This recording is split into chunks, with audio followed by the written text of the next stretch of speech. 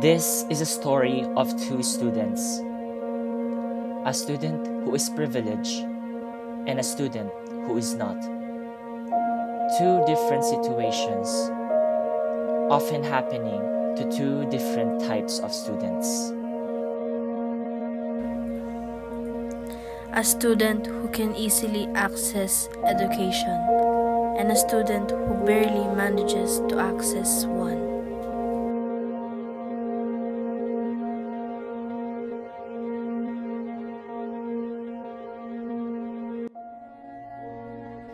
In a comfortable and uncomfortable classrooms, it is where these two students try to learn. A student provided with every essential to learn, and the student who lacks most of these essentials. A student who has every educational tool, and the student who is a complete opposite.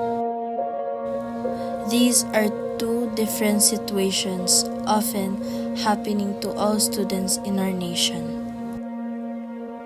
These are two different situations, an everyday situation.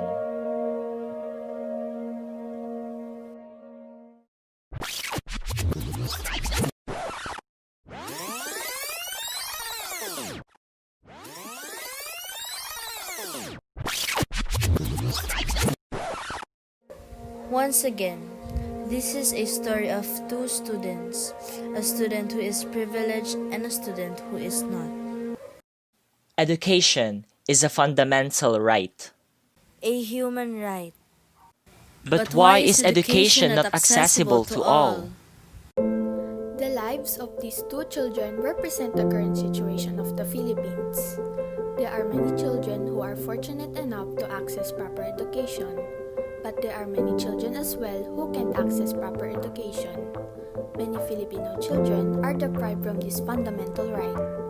According to the Philippine Statistics Authority, 1 in every 10 Filipinos of ages 6 to 24 are out-of-school children. There are only 78% of Filipino children who completed basic education. The majority of those who did not complete basic education are indigenous children, children in poverty, and children living with disabilities.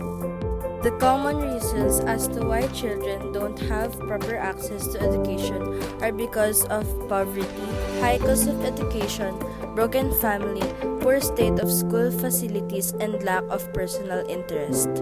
The Republic Act No. 9155 was enacted in 2001 to establish and maintain a system of elementary level and free high school level.